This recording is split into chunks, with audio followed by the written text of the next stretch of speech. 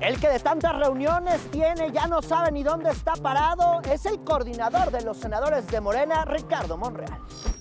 Voy a proceder, si me permiten, a dar la clausura, la inauguración, perdón. La clausura de la intervención. Es la clausura de mi ponencia y la inauguración de su evento. En Morena ya se dieron cuenta que allá son fans de las famosas encuestas del dedo y algunos ya están más que preocupados. No estamos, ahí denle agua por favor a la compañera que se está ahogando. Y en la mañanera ya pusieron a los que siempre tenían que haber puesto en su lugar. Que se respete realmente la libertad de expresión. Y nosotros vamos a seguir. Cállate, palero. Vamos a seguir. No, disculpa, pero tú tienes tu momento y yo no me meto contigo. Usted es un palero. No, pero mire, tranquilo. Pues sí, pues es así, ve. Así, amor y paz. Yo soy Irving Pineda y estos son los esqueletos de esta semana.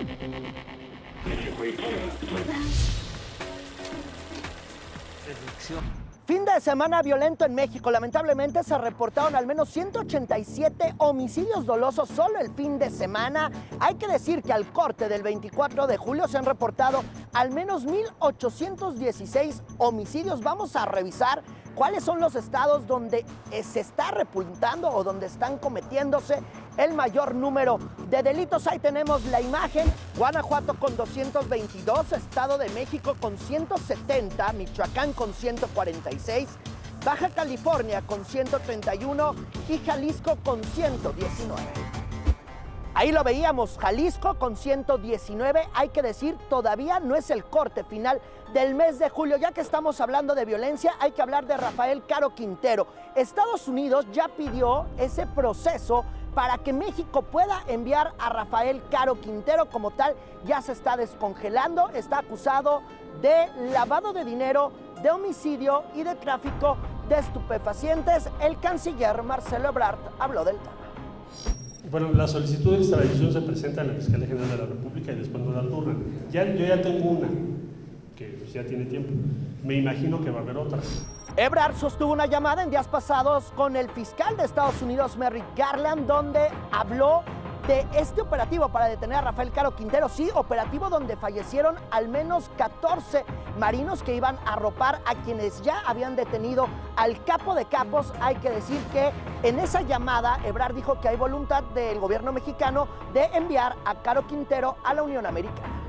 Su llamada es una llamada, yo la sentí de muy buena voluntad. Y van a decir, ya te habló para ponerte un plan. No fue así.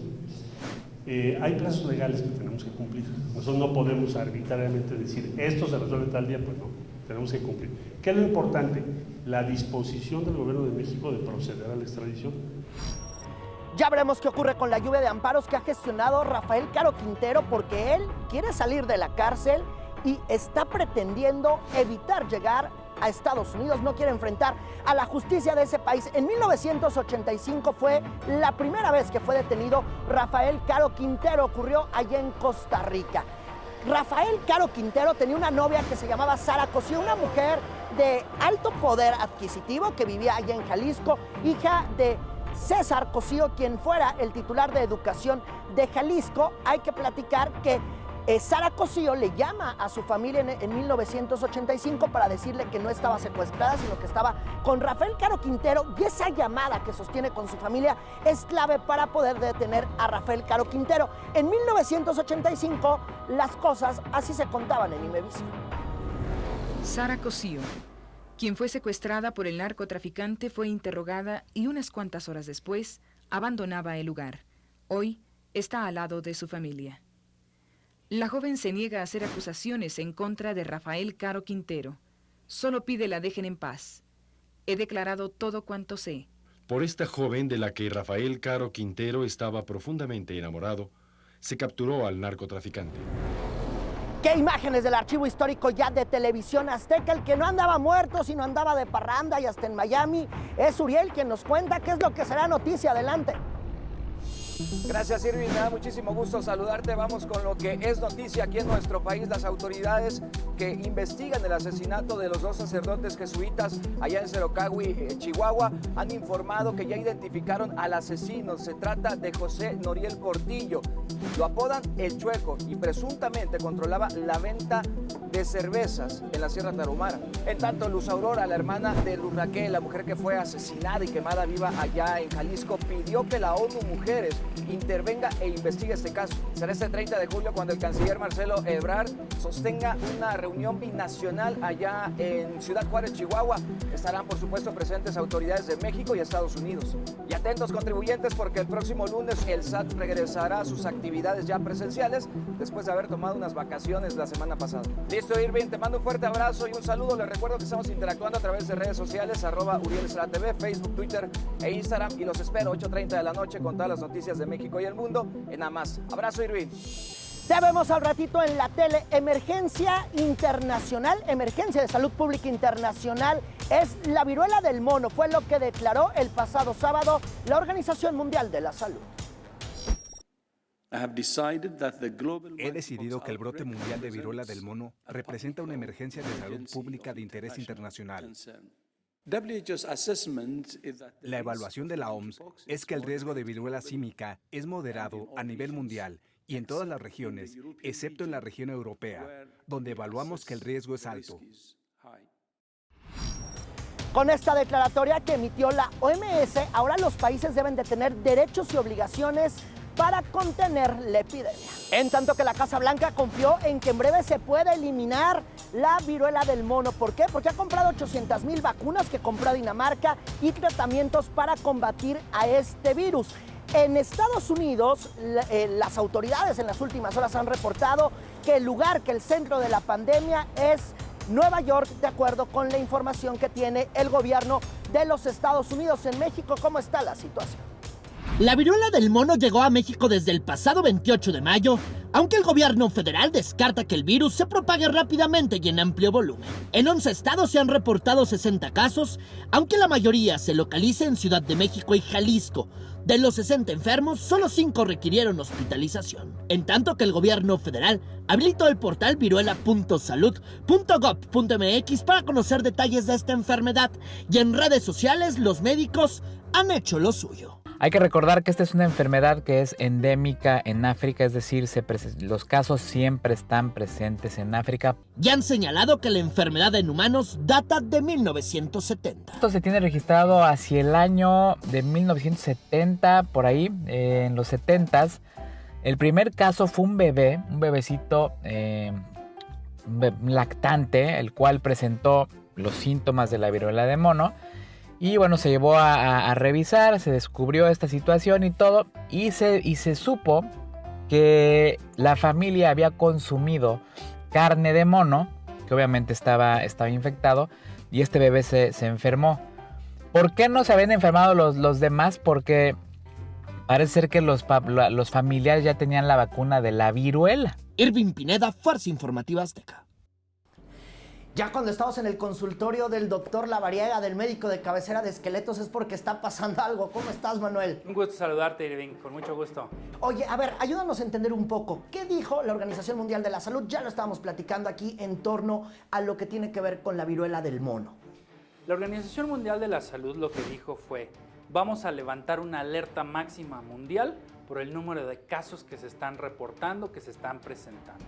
No es una condición de una alerta máxima porque se vayan a perder vidas humanas, sino es por la alta tasa de contagiosidad que el virus genera y debemos extremar, literalmente, aumentar las medidas de prevención para evitar más contagios. La OMS le está diciendo a los países: ponte pilas, ponte a mejorar a medidas para evitar contagios. ¿Qué es lo que quiere decir la OMS? Justamente la OMS nos dice a todos los países: aumenten sus medidas de prevención, aumenten estas medidas básicas para disminuir el riesgo de contagios y sobre todo identifiquen casos para que no se encuentren más.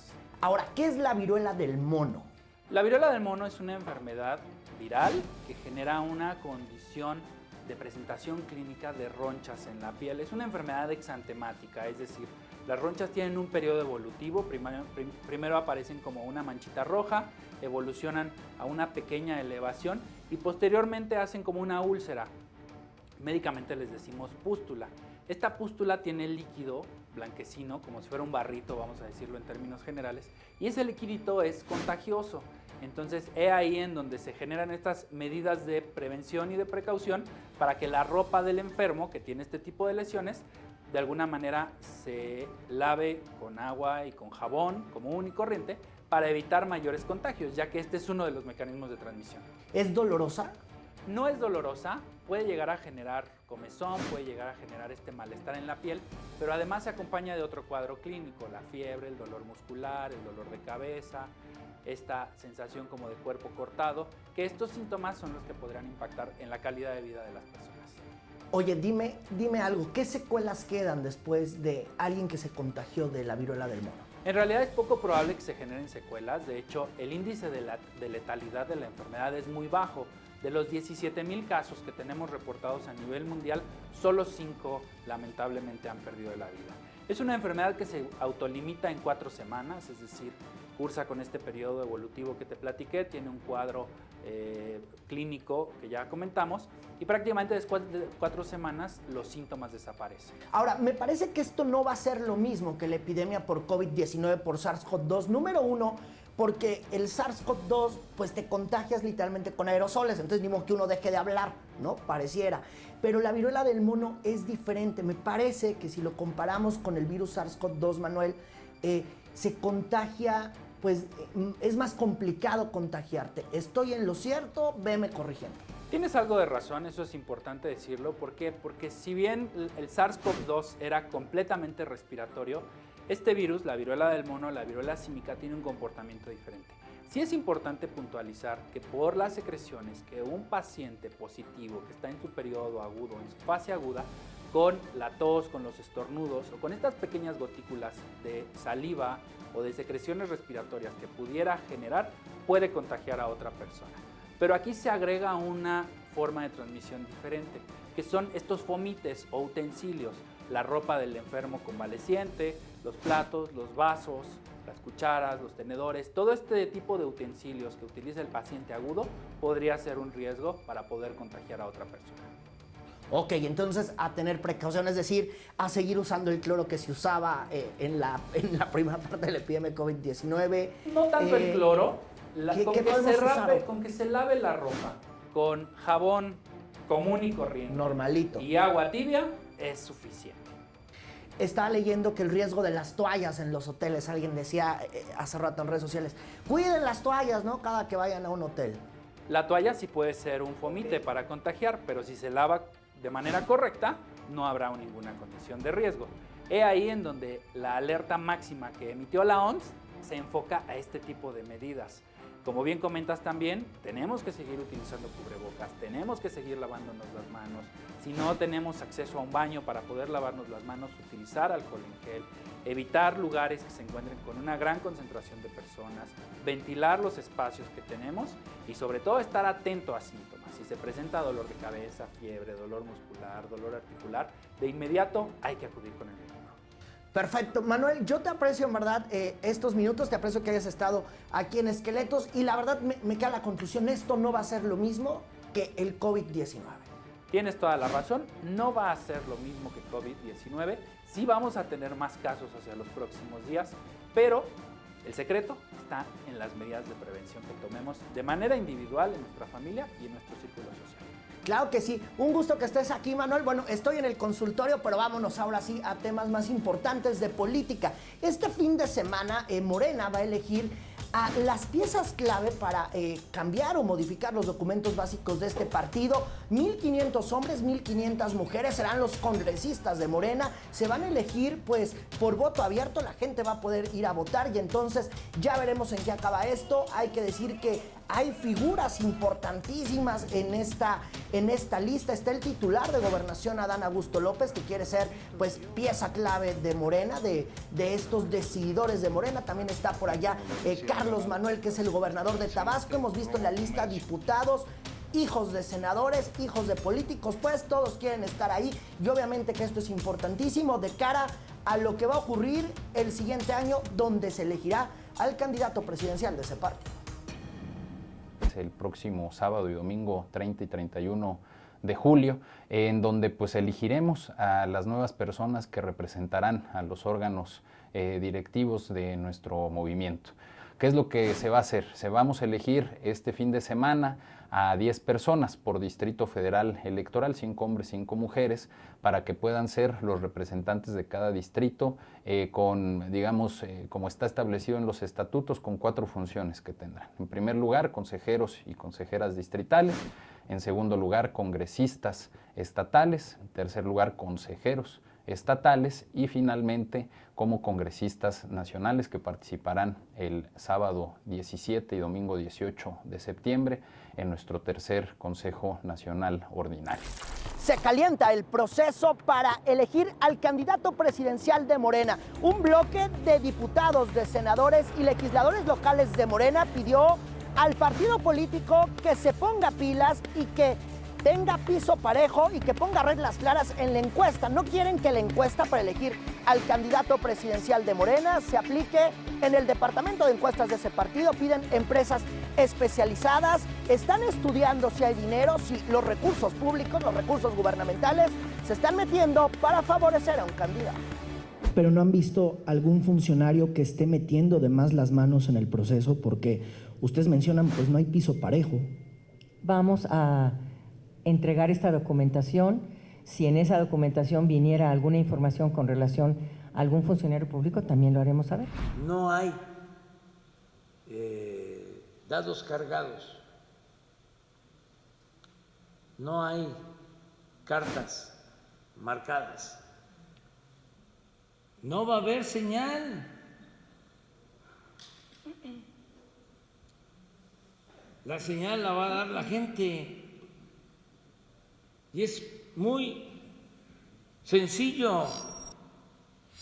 Estos fueron los esqueletos de esta semana. Ya saben que siempre estamos juntos en las redes sociales de Fuerza Informativa Azteca, que son @Azteca Noticias en todos lados. Estamos en Twitter, en Facebook, en Insta, en TikTok, en todos lados. Yo los espero siempre en mi cuenta de Twitter, que es @Irving Pineda, y en mi cuenta de Insta también estoy como Irving Pineda. Qué gusto andar por acá.